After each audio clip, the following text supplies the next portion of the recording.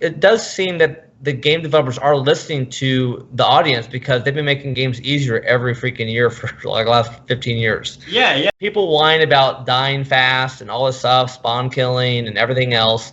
And, the progression of the games over the last 14 years is they've slowed the games down. Everyone's trying to build like a 50-50 experience. I mean, obviously you see like, League of Legends or Dota and so forth. Every game, if you solo queue in, they try to even the teams out to be a 50-50 experience because they want everyone to win or lose. Same with like Overwatch. These type of games are to cater to the masses. So you think esports are too easy today? Is that what I'm getting out of this? I think the games are more based around team play and team skill rather than individual. Right. I mean, I think to an extent, I like the teamwork ability. Like, I'm a huge League of Legends fan. I played Halo. That was my competitive game, and that was a game where, I'll straight up admit I was never the most individually talented guy, but I had a really good sense of how teams moved around the map and where to be at the right time and control the map and kind of put the shots down. I love team play. I mean, I won one of my world championships are in team play, 4v4 deathmatch and team deathmatch and Quake 3 Arena, and I love working on a team. But even in that game, Quake 3 Arena, in team deathmatch, there was still a lot of skill being displayed. But there was a lot of teamwork being displayed at the same time. So for me, it's like when I see some of the games today, like I feel like the emphasis is so much on teamwork, where the individual player really can't like overpower like one team.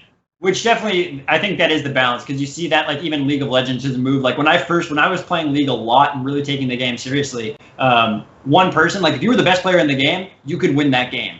Now, if you might be the best player in the game, but if you have the worst player in the game on your team, you're pretty screwed. Like it's really, really hard to overcome that because he can just make the other guy so much stronger. Yeah.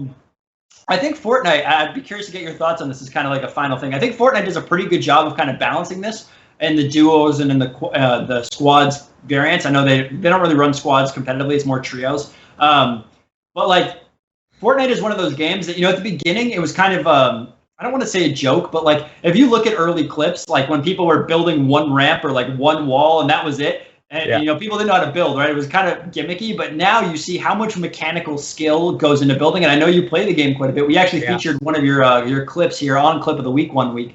Do you think Fortnite does a better job right now than most games at kind of balancing that individual skill versus team play sort of aspect? Well, there is a ton amount of skill in the building mechanics of Fortnite. It's such a new thing in general.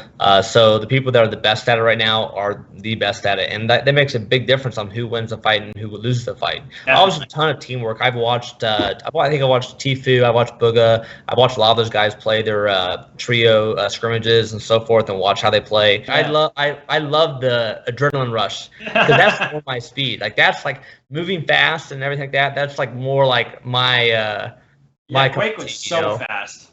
Yeah, but anyways, I did enjoy watching some of those guys play and watching the strategy go down. But it's just a lot of teamwork and the building mechanics. I don't know I haven't been playing the game for the last 2 years straight, so I can't really attest to like how easy or how hard it is to build like they build. I know it took me about 160 hours to get my skill up to like somewhere close, not even close. I mean, I would still say I'm really far from where they are. But there's definitely a skill. There's definitely a skill in building, and it's a unique thing that I have enjoyed watching and playing myself, because for me, I'm always trying to learn like different techniques in different FPS games.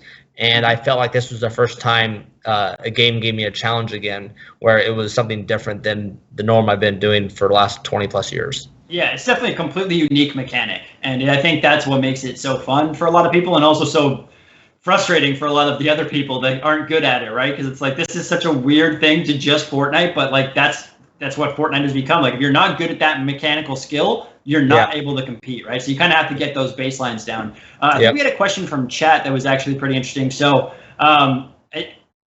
basically what they're trying to figure out is, do you think that, because they agree with you essentially that the game has moved more towards, games in general have moved more towards team focus than individual focus. Do you think we're ever going to see a return to that really high skill ceiling and like that individual focus? Because at least from what I've been able to tell, and my much shorter time in the industry, is that I think there's a sweet spot for games where it has to be it has to be accessible enough that a player can pick up the game and do something and at least feel like they're playing relatively quickly. But then the difference between that player and somebody who's been playing for a month should be astronomical. And the player, it should be kind of this stepping ladder where every tier is so much better and there should be a big skill gap.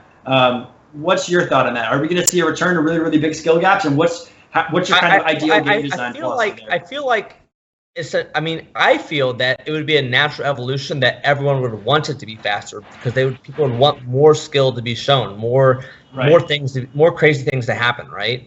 And so, I always have a big belief that it can come back.